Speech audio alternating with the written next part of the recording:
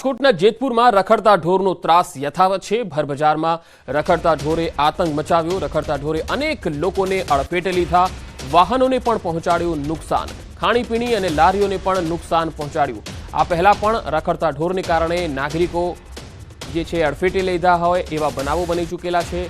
વાહનોને પણ નુકસાન પહોંચાડ્યું। ફરી એક વખત રખડતા ઢોરે વાહનોને નુકસાન પહોંચાડ્યું।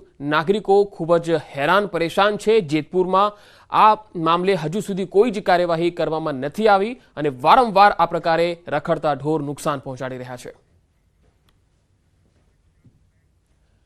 કેન્દ્રીય ગૃહમંત્રી અમિત શાહ આજે ફરી ગુજરાતમાં પ્રચંડ પ્રચાર કરશે। અમિત શાહ આજે અમદાવાદમાં પ્રચાર સભા સંબોધશે। નરોડામાં અમિત શાહની ચૂંટણી સભા યોજાશે। અમદાવાદ પૂર્વ બેઠકના ભાજપના ઉમેદવાર હસમુખ પટેલના સમર્થનમાં સભા કરશે। તો 4 મેના રોજ દમણમાં દિલીપનગર ગ્રાઉન્ડમાં જાહેર સભા સંબોધશે। દમણ દીવના ભાજપના ઉમેદવાર લાલુભાઈ પટેલના પ્રચાર માટે શાહ સભા ગજવશે।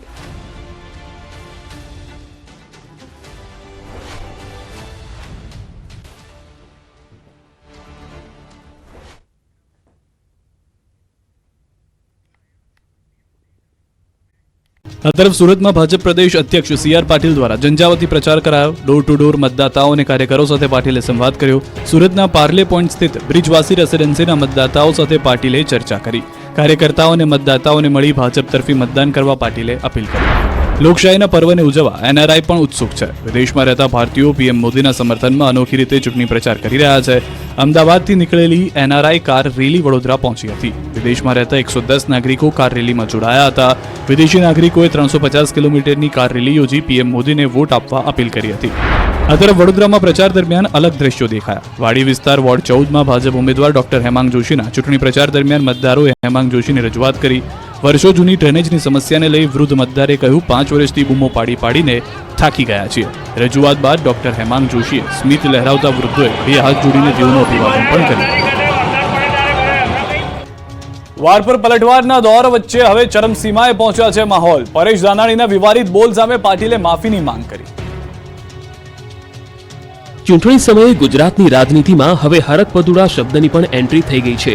રાજકોટ કોંગ્રેસના ઉમેદવાર પરેશ ધાનાણીએ ચૂંટણી પ્રચારમાં પટેલ અને ક્ષત્રિયોને હરકપદુડા ગણાવી દીધા। ધાનાણીએ કહ્યું કે પટેલો અને બાપુએ હરકપદુડા થઈ ભાજપને વટવૃક્ષ બનાવવા માટે સિંચન કર્યું અને 2015માં અમારે અખતરો કરવાનો થયો ત્યારે ખબર પડી કે પીઠ તૂટી ગઈ છે। જો કે આ નિવેદન બાદ ભાજપના પ્રદેશ પ્રમુખ પાટીલે પણ પ્રતિક્રિયા આપી। તેમણે કહ્યું કે કોંગ્રેસે પટેલ અને ક્ષત્રિય સમાજનું અપમાન કર્યું છે। આવી હલકી કક્ષાની વાત કરવી કોંગ્રેસને શોભતી નથી। કોંગ્રેસે આ મામલે સમાજની માફી માંગવી જોઈએ તેવી પણ તેમણે માંગ કરી। પટેલિયા બાપુ બે બળે ચીડા હરકપદુડા ભાજપના વીને દરરોજ ઉઠીને 10 ડોલ પાણી પાયું કે જલ્દી ઝાડ મોટું થાય ને ભર ઉનાળે છાયો મળશે।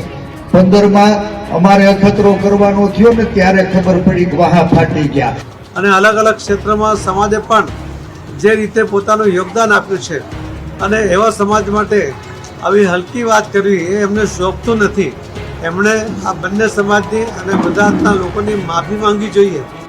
મહત્વનું છે કે રાજકોટ બેઠકના કોંગ્રેસના ઉમેદવાર પરેશ ધાનાણી હાલ પૂરજોશમાં પ્રચાર કરી રહ્યા છે।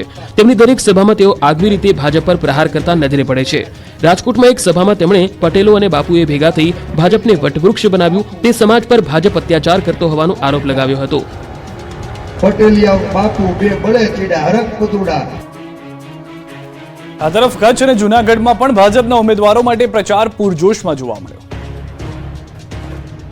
લોકસભાની ચૂંટણી નજીક આવતા જ કચ્છમાં ભાજપના ઉમેદવાર મતદાતાઓને વિનવવા મેદાને ઉતરી ગયા। કચ્છ લોકસભા બેઠકના ભાજપના ઉમેદવાર વિનોદ ચાવડાને ભવ્ય રોડ શો યોજાયો। પૂર્વ કચ્છના વાગડ વિસ્તારમાં ભચાઉ અને રાપર ખાતે ચુસ્ત પોલીસ બંદોબસ્ત સાથે રોડ શોનું આયોજન કરવામાં આવ્યું। રોડ શોમાં રાપર વિધાનસભા બેઠકના ધારાસભ્ય વિરેન્દ્રસિંહ જાડેજા, જિલ્લા પંચાયતના પ્રમુખ, પૂર્વ ધારાસભ્ય, ભાજપના હોદ્દેદારો તેમજ કાર્યકર્તાઓ પણ જોડાયા હતા। આ તરફ જૂનાગઢ જિલ્લામાં માળિયાહાટીના જિલ્લા પંચાયત સીટ પર ભાજપનું સંમેલન યોજાયું। સંમેલનમાં ક્ષત્રિયોના ડેમેજ કંટ્રોલ માટે રાજ્યસભાના સાંસદ કેસરીદેવસિંહ ઝાલા ખાસ હાજર રહ્યા। સંમેલનમાં મોટી સંખ્યામાં ક્ષત્રિયો જોડાયા। કેસરીદેવસિંહે જૂનાગઢ લોકસભાના ઉમેદવાર રાજેશ ચુડાસમાને જીત અપાવવા અપીલ કરી તો રાજેશ ચુડાસમાએ પણ જંગી જીતનો દાવો વ્યક્ત કર્યો। લોકસભાની ચૂંટણી માટે કોંગ્રેસે પૂરજોશમાં પ્રચાર શરૂ કર્યો તો વિધાનસભાની પેટા ચૂંટણી માટે પણ પ્રચાર તેજ કરાયો। માણાવદર વિધાનસભાની પેટા ચૂંટણીના કોંગ્રેસ ઉમેદવાર હરિભાઈ પટેલે પ્રચાર તેજ કર્યો। હરિભાઈ માણાવદર અને વંથલી તાલુકાના ગામડાઓ ખોંદીને મતદારો સાથે સંવાદ કરી રહ્યા છે. મતદાનને હવે એક સપ્તાહનો પણ સમય નથી રહ્યો ત્યારે હરિભાઈ ગામડે ગામડે જઈ મતદારોને રીઝવવાનો પ્રયાસ કરતા દેખાયા. હરિભાઈએ કહ્યું કે પક્ષ પલટો કરનારને જનતા જાકારો આપશે. સાથે જ હરિભાઈએ ભવ્ય જીતનો વિશ્વાસ વ્યક્ત કર્યો. સુરેન્દ્રનગર લોકસભા બેઠકના કોંગ્રેસના ઉમેદવાર ઋત્વિકભાઈ મકવાણાએ શહેરી વિસ્તારમાં પ્રચાર દ્વારા લોકસંપર્ક હાથ ધર્યો. શહેરની મધ્યમાં આવેલા મહેતા માર્કેટમાં તેઓએ તોપવાળા મેલડી માતાજીના મંદિરે દર્શન કરી આશીર્વાદ મેળવ્યા હતા.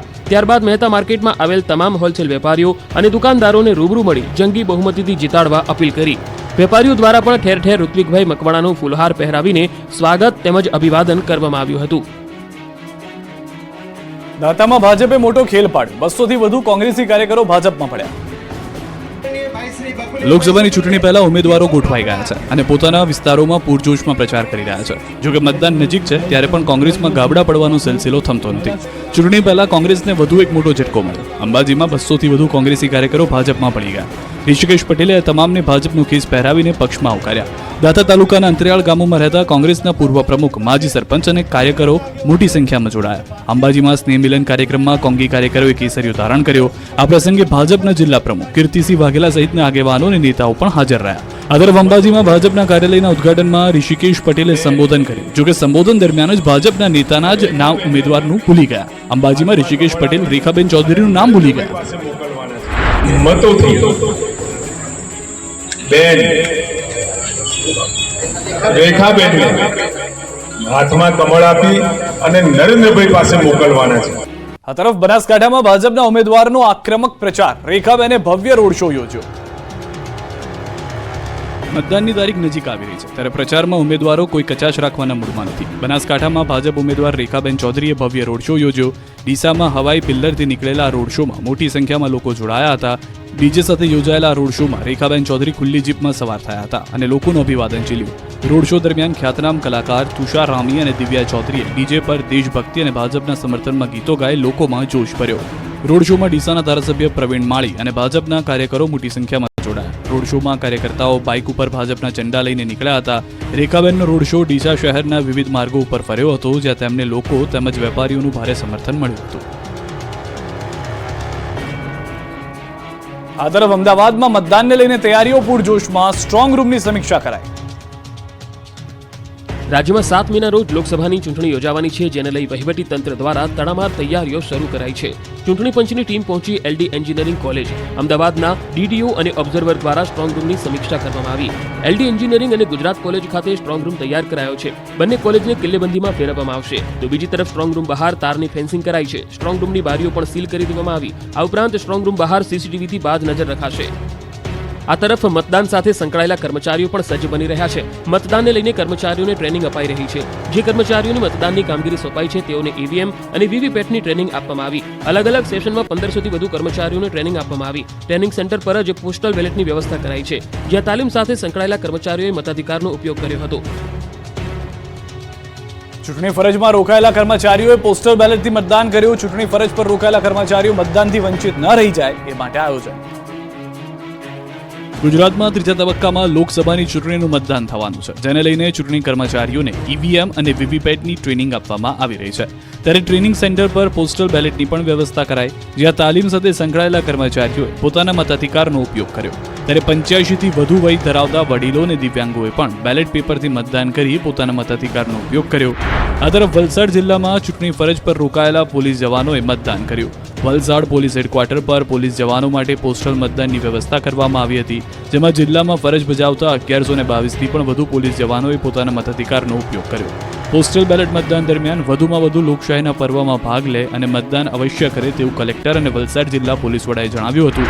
ભરૂચ કલેક્ટર કચેરી ખાતે પોલીસ કર્મચારીઓ અને જીઆઈડીસીના જવાનોએ બેલેટ પેપરથી મતદાન કરી પોતાનો કિંમતી મત આપ્યો હતો.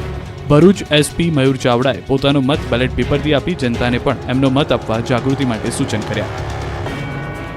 નમસ્કાર, આપ જોઈ રહ્યા છો ગુજરાતની number 1 news channel news 18 Gujarati. આપણું ગુજરાત સાથે હું છું સિદ્ધાર્થ ધોળકિયા. મહત્વના સમાચારથી કરીએ શરૂઆત. સુરતમાં સિટી બસમાં ભીષણ